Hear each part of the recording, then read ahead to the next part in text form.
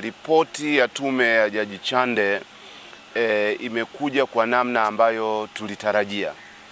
La kwanza sisi tulisema kwamba haturidhiki na composition, muundo wenyewe wa tume yenyewe, na haturidhiki pia na hadidu rejea ambazo zimetolewa, na lakini pia tulikuwa haturidhishwi na mwenendo wa serikali kwa matamko yake yaliyokuwa yakitolewa baada ya tume ile kuwa imeundwa. Utaona kwamba hata Mheshimiwa Rais mwenyewe, Rais Samia Suluhu Hassan, kadiri alivyokuwa anaendelea kufafanua na kutoa msimamo wa serikali kuhusiana na mauaji ya Oktoba 29, utaona ni kana kwamba tume ile tayari ilikuwa imekwisha elekezwa kazi ya kufanya na serikali. Kwa hiyo kwa ujumla wake ripoti ilivyotoka ni vile vile ambavyo sisi tulitarajia. Kwa hiyo ninaloweza kusema kwa ujumla wake, ripoti ile hatujaridhika nayo, lakini imekuja kadiri ambavyo tulitarajia. Hilo ndo ninaloweza kulisema. Ninyi mlitarajia vipi? Sisi tulitarajia moja, tume ile itakuwa ni tume ya kuja kuwasafisha watu ambao wamefanya makosa makubwa ya kuvunja haki za binadamu, hasa haki ya kuishi kwa kuua mamia kwa mamia ya Watanzania. Sisi hatukudhani kwamba tume ile itakuja kueleza ukweli halisi kwa ukamilifu wake. Hili ndilo ambalo tulitarajia, na ndio utaona kwamba maeneo yote ambayo yanahusu uwajibikaji wa serikali, tume imekuwa ama imekaa kimya ama inapunguza ukweli halisi wa jambo lile. Kwa mfano, tume imesema kwamba moja ya vyanzo na vichocheo vya machafuko haya ni masuala ya utekaji, imetolea mfano. Lakini ilipoeleza visababishi vya utekaji, inaeleza habari ya mapenzi, inaeleza sababu ya madeni, inaeleza kwamba pia wako ambao tunakimbia mikono ya kisheria na kadhalika. Lakini tume imeshindwa kujibu suala la msingi sana kwa watu waliopotea na waliotekwa ambao wana mafungamano na siasa, kwa maana ya wanasiasa waandamizi wa upinzani pamoja na wale wa Chama cha Mapinduzi pamoja na wanaharakati. Hawa ambao tunawafahamu kama wanasiasa na wanaharakati, hawa nao wamepotezwa na mapenzi. Unataka kuniambia kwamba hatunaye Polepole leo kwa sababu ya mapenzi? Hatunaye Deus Soka leo kutoka Chadema kwa sababu ya mapenzi? Kwamba Mdude Nyagali hatuko naye leo kwa sababu ana madeni? Kwa hiyo kuna sababu moja ambayo tume imekwepa, ambayo ni kusema kuwa vyombo vya dola navyo vinanyoshewa vidole na wanaharakati na wachambuzi wa mambo kwamba na vyenyewe vinahusika, na hili litaondoka mpaka pale uchunguzi huru utapofanyika kuona visa hivi vya kutekwa kwa watu na kupotea vinasababishwa nini. Sasa huu ni mfano mmoja tu, lakini unaweza ukaona maeneo mengine. Mathalan, tumeambiwa idadi ambayo sasa itakuwa ndio idadi rasmi ya watu ambao wameuawa, lakini tume imekwepa kutueleza waliuawa na nani. Inaeleza tu kwamba kuna watu wameuawa kwa risasi, kuna watu wameuawa kwa vitu vyenye ncha kali, lakini haituelezi nani amesababisha. Lakini tume imesema kwamba ilipata nafasi ya kukutana na viongozi waandamizi wa jeshi la polisi, imeshindwa kuwauliza hata watueleze polisi wenyewe wanasemaje, ni idadi gani wanaikubali wao kama jeshi la polisi ya Watanzania waliouawa kutokana na risasi, pengine wakiwa katika operation zao za kudhibiti swala hili. Haya ni baadhi ya matobo ambayo unayaona kwenye taarifa hili. Mwanzo unaonesha kwamba hakuna nia ya dhati ya kuwajibisha watu. Nia ya dhati ingeonekana kwenye ripoti yenyewe. Tulikuwa na fursa muhimu sana ya kihistoria ya kujenga mwanzo mpya, na hauwezi kujenga mwanzo mpya, huwezi kujenga maridhiano kwa kukwepa ukweli. Lazima kwanza ukubali ukweli. Ndio maana sisi tulisema hata jina lenyewe hili la kuita tume hii kwamba ni tume ya kuchunguza vurugu, ni kana kwamba inakubali kwamba kilichotokea ni vurugu. Ungetarajia nini sasa?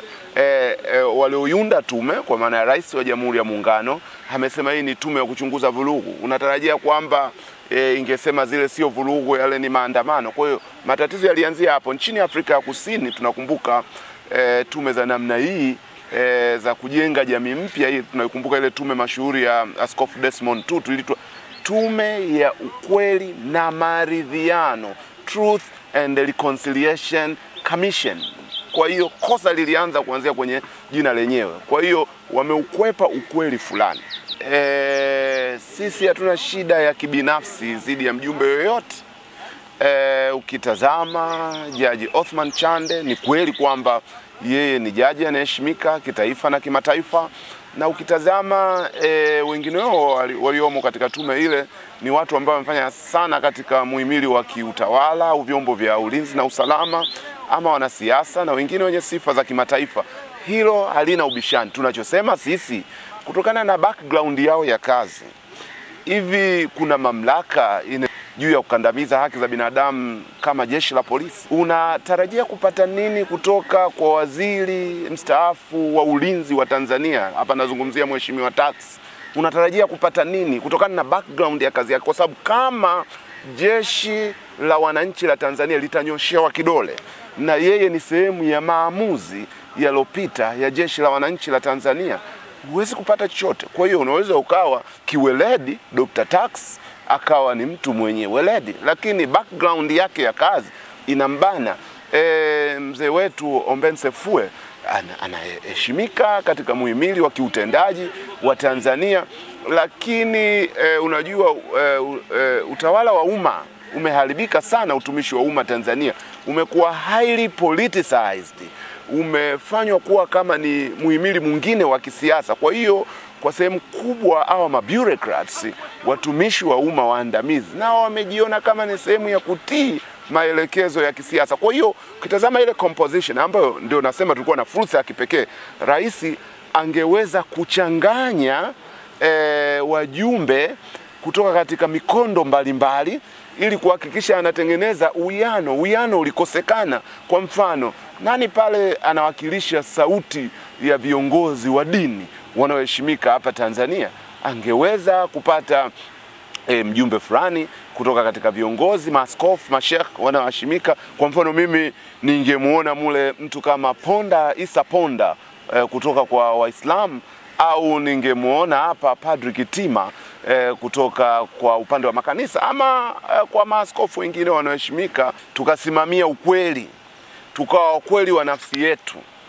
Mimi nadhani iwapo patakuwa na uchunguzi huru, matokeo yatakuwa ya tofauti kabisa. Kama hapa mwanzo tulijikwaa, tunaamini huko tunakokwenda tutadondoka kabisa. Kwa hiyo kwanza, kama tunautaka ukweli, sisi wenyewe tujitafakari katika nafsi zetu. Tunautaka ukweli? Tunautaka huo ukweli? Maana yake ukweli sio wa kuuimba mdomoni tu, ukweli ni wa kuutekeleza kwa vitendo. Kwa hiyo kama tutaendelea kuunda kwa mtindo huu, hatuwezi kuupata ukweli. Mimi nadhani tume hii ingekuwa imefanyiwa maboresho ya msingi tangu inaundwa, na nia ya dhati ingekuwepo, ukweli ungeweza kupatikana. Na ndio maana sisi tunasema ukweli hujapatikana, na ndio maana katika tamko letu rasmi tulilolitoa tumezungumza mambo matatu tu, nitayataja kwa ufupi. La kwanza, msimamo wa ACT Wazalendo ni kwamba hatujaridhishwa kabisa na ripoti ya tume ya Jaji Chande. Huo ndio msimamo wa kwanza, na msingi wa msimamo huo ni kwamba imeukwepa ukweli, haijajibu maswali muhimu. Kwa nini kuna vitendo vya utekaji vimetawala kwa wanasiasa na wanaharakati? Wanaharakati na wanasiasa hawawezi wakajiteka kwa ajili ya mapenzi dunia mzima, sio kwa sababu ya madeni. Sisi tunaamini mwanasiasa anapotekwa, nyuma yake ziko sababu za kisiasa. Wako watu wanakuwa hawaridhiki na mwenendo wa mwanasiasa fulani. Wako watu wanakuwa hawafurahii na matamshi na misimamo ya mwanasiasa fulani. Haiwezekani trend hiwe mwanasiasa kutamka jambo fulani lisiloipendeza dola, alafu labda akaonywa hadharani, labda na wanasiasa wa chama tawala ama na vyombo vinavyosimamia masuala ya sheria, alafu akawa hajasikiliza onyo lile. Baadaye ukafuata mfululizo wa yeye kukamatwa mara kwa mara na polisi. Hapa nazungumzia watu kama akina Deus Soka, nazungumzia watu kama akina Mdude Nyagali, tulikuwa tunaiona trendi kwamba wamekuwa wakosoaji wakubwa, alafu baadaye unaona wanakuwa katika misuguano mikubwa na vyombo vya ulinzi na usalama. Hapa namzungumzia mtu kama Polepole, yeye akukamatwa kwa sababu ilikuwa haijulikani yuko Tanzania ama yuko Cuba ama yuko wapi, lakini tayari ilikuwa hotuba zake, misimamo yake ilikuwa imeleta mvutano mkubwa na wanasiasa kutoka chama kinachotawala CCM. Alafu baadaye wanapotea. Hivi ni nani atakubali simulizi ya kwamba hawa akina Polepole, akina Soka, kwamba hawa akina Mdude wamepotea kutokana na mapenzi, wamepotea kutokana na madeni? Hapana. Kwa hili swali tume imelikwepa na msimamo wetu sisi, kwa sababu ya kukwepa huku sisi hatulikubali lile, lakini msimamo wetu, nukta ya pili, sisi tulitarajia haya, tumesema tuliyatarajia. Ndio maana tangu mwanzoni tumesema msimamo wetu hatuitambui tume ile, tunajitenga nayo, hatuja kwenda kuwasilisha wala kuhojiwa na tume ile kama chama, na kwa hiyo hiki kilichotokea tulikitarajia. Msimamo wetu wa tatu ni kwamba tuko pamoja na familia zilizopotezwa wapendwa wao. Ripoti imekimbilia kwenye matokeo, yani mapendekezo ya masuala ambayo yanapaswa kufanyiwa kazi ya kuboresha mifumo. Katiba mpya, tume huru ya uchaguzi undwe sasa kwa mujibu wa sheria, masuala ya kupendekezwa kwa mapendekezo ya tume ya haki jinai. Haya katika sura ya nje unaweza ukadhani ni mambo mazuri sana, lakini kama hayajajengwa kwenye msingi wa ukweli, yanakuwa kama ni ghorofa la barafu au la karata.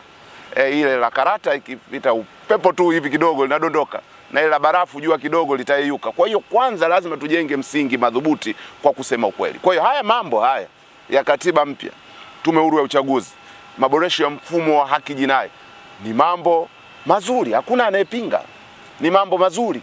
Lakini uzuri huu ukijengwa kwenye msingi mbovu, maana yake huwezi kupata kile ambacho unakitaka. Nitakupa mfano tu.